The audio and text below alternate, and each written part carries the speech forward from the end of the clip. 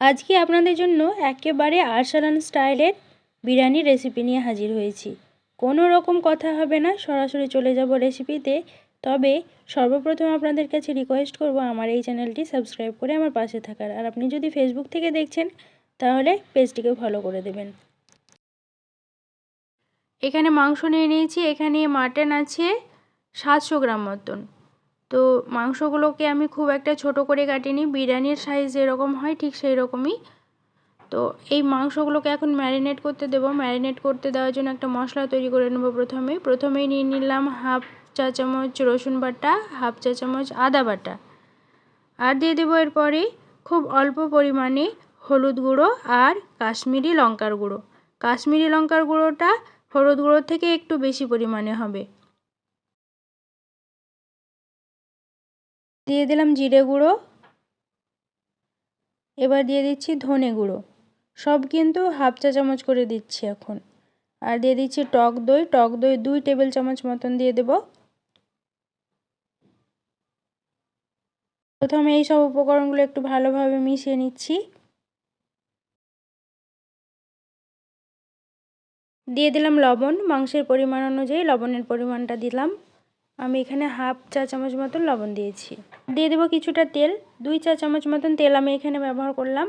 আর এরপরে দিয়ে দেবো বিরিয়ানি মশলা। এই বিরিয়ানি মশলাটা আমি বাড়িতে তৈরি করেছি, যেটার ভিডিও আমি অলরেডি এই চ্যানেলে আপলোড করে দিয়েছি। এই বিরিয়ানি মশলা 2 রকম হবে, একটা প্রথম ধাপে, দ্বিতীয় ধাপে। তো দুটোই আমি ব্যবহার করলাম এখানে হাফ চা চামচ করে। এখন সমস্ত উপকরণগুলো খুব ভালোভাবে মিশিয়ে নিয়ে মাংসটাকে ম্যারিনেশনে রেখে দেবো 2 ঘন্টা মতন।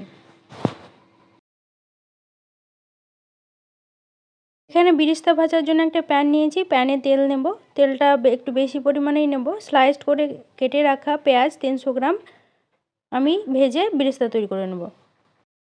বিরিস্তাটা ভাজার সময় একটা জিনিস খেয়াল করবেন, খুব লালচে করবেন না, কারণ বিরিস্তা ভাজার পরে হিট থাকে তো তখন আরও একটু কালচে টাইপের হয়ে যায়।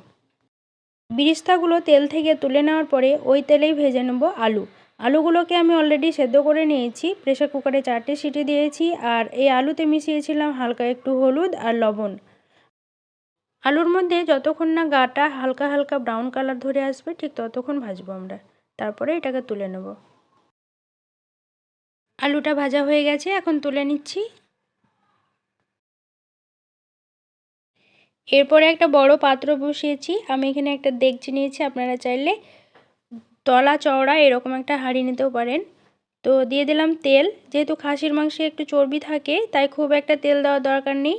আমি এখানে তেল আর ঘি মিলিয়ে টোটাল দিয়েছি 4 টেবিল চামচ মতন। এবার সেই ম্যারিনেট করা মাংসটা আমি এখন এতে ধীরে ধীরে কুক করে নেব। ভালোভাবে একটু নাড়াচাড়া করে নিতে হবে প্রথমেই। আমি যে বিরিস্তাটা করে রেখেছিলাম সেই বিরিস্তার অর্ধেক ভাগ আমি এই মাংসতে ব্যবহার করব। সেই বিরিস্তাটা এখন দিয়ে দিচ্ছি মাংসতে। রান্না করতে করতে আপনাদের কাছে একটা প্রশ্ন, যে আপনারা চিকেন বিরিয়ানি না মাটন বিরিয়ানি কোনটা বেশি ভালোবাসেন, সেটা আমাকে কমেন্টের মাধ্যমে জানাবেন।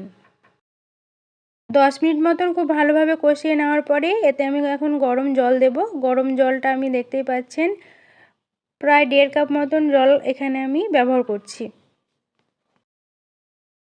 গরম জলটা দেওয়ার পরে একটু গ্রেভি তৈরি করে নিতে হবে।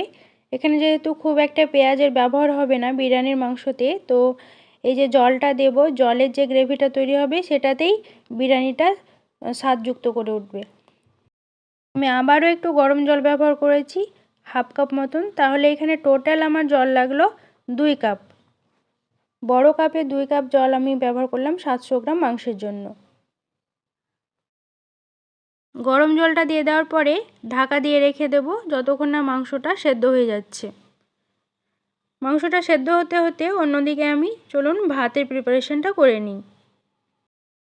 এখানে একটা হাঁড়িতে জল দিয়েছি, আর জলটা যখন ফুটে আসতে থাকছে ঠিক তখনই আমি মশলা দিচ্ছি। এখানে একটা স্টার অ্যানিস দিলাম, একটা ছোট দারচিনি, একটা তেজপাতা, আর কয়েকটা জয়িত্রী, আর দিলাম ছোট এলাচ, আর দেব পরিমাণ মতন একটু লবণ, আর কিছুটা তেল দেব।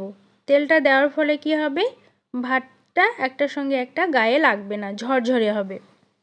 এখানে একটা ছোট্ট টিপস দিচ্ছি, যে আপনারা যখন বিরিয়ানি হোক বা পোলাও হোক বা ফ্রাইড রাইস হোক, যারই ভাত রান্না করবেন, চালটা যখন দেবেন তখন খেয়াল রাখবেন চালের যে জলটা আপনারা চাপিয়েছেন সেই জলটা যখন ফুটতে থাকবে ঠিক তখনই চাল দেবেন। জল ফোটার আগে চাল দেবেন না। জল ফোটার পরে চাল দিলে একটা যে ভালো কাজ হয় সেটা হলো ভাতের এক্সপ্যান্ড হয়, ভাতটা বাড়ে ভালো এবং ঝরঝরে হয়। তো চাল দেওয়ার পরে জলটা থমকে গেছে, এবার ফুটতে শুরু করবে। চাল যখন 80% সেদ্ধ হয়ে যাবে, 80 থেকে 85%, তখন এই চালটাকে মানে ভাত যখন তৈরি হয়ে যাবে তখন এটাকে ছেঁকে নিতে হবে। আমি ভাতটা এখন ছেঁকে নিচ্ছি। অন্যদিকে মাংসের কি পজিশন সেটা দেখাই চলুন আপনাদেরকে। বিরিয়ানির মাংস একটু বেশি সেদ্ধ না হলে ভালো লাগে না, তাই যথেষ্টভাবে সেদ্ধ হয়ে গেছে। আর যেটুকু দরকার বিরিয়ানির ভাপে সেটুকু সেদ্ধ হয়ে যাবে। মাংস যথেষ্টভাবে কষানো হয়ে গেছে, এর ঝোল দেখেই বা গ্রেভি দেখেই বুঝতে পারছেন। এখন যে কাজটা বাকি থাকলো সেটা হলো এর মধ্যে দুটো মশলা অ্যাড হবে। যে মশলা আমি আগেই বলেছি, বিরিয়ানি মশলা 1 এবং 2। তো এই মশলা আমার বাড়িতেই তৈরি করা। আবারও বলছি, আমি আমার চ্যানেলে অলরেডি আপলোড করে দিয়েছি, আপনারা চাইলে সেখান থেকে চেক আউট করতে পারেন, আর ডেসক্রিপশানেও লিঙ্কটা দেওয়া থাকবে। দুটো মশলা আমি অ্যাড করলাম। এখন গ্যাসটা বন্ধ করে দিয়েছি। গ্যাসটা বন্ধ করে দেওয়ার পরে ভাতের লেয়ার তৈরি হবে। তো প্রথমে মাংসটা তলায় থাকবে। আমি এখানে আরসালান স্টাইলের বিরিয়ানি রান্না করেছি, আমি টাইটেল দেখেই বুঝতে পেরে গেছেন। তো সেখানের একটা বাবুর্চির কাছ থেকে আমার পাওয়া এই রেসিপিটি। তো এই যে প্রথমে মাংস লেয়ারটা থাকবে, তারপরে একটা ভাতের লেয়ার তৈরি হবে। একটা লেয়ার দেওয়ার পরে আমি এর মধ্যে আলুগুলো প্রথমে অ্যাড করে দিচ্ছি, সমস্ত আলুগুলো দিয়ে দিচ্ছি। তারপরে অ্যাড করব আরও একটা লেয়ার, ভাতের লেয়ার আরও একটা পড়ছে। এবার এখানে প্রথমেই দিয়ে দেব দুধে ভেজানো কেশর বা ফুড কালার, যেটাই আপনাদের হাতের কাছে থাকবে ঠিক সেটাই আপনারা দিয়ে দিতে পারেন। চামচের মাধ্যমে আমি দিয়ে দিচ্ছি। আর এই ফুড কালারের মধ্যে আছে সামান্য একটু কেওড়া জল আর একটু মিঠা আতর। আপনারা চাইলে মিঠা আতরটা স্কিপ করতে পারেন, যাদের উগ্র গন্ধটা সহ্য হয় না।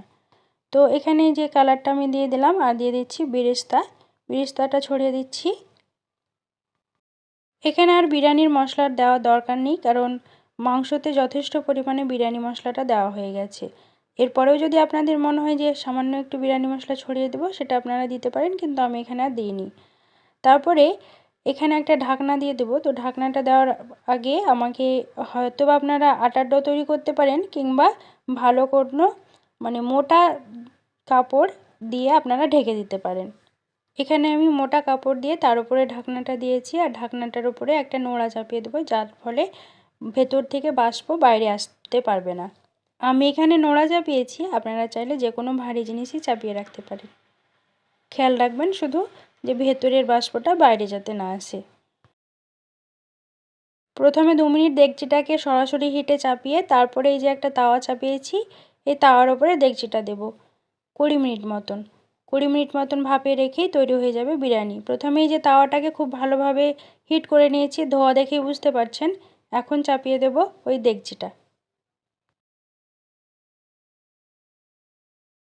চলুন 20 মিনিট হয়ে গেছে, এখন ঢাকনাটা খুলে দেখি বিরিয়ানিটা কত সুন্দর হয়েছে।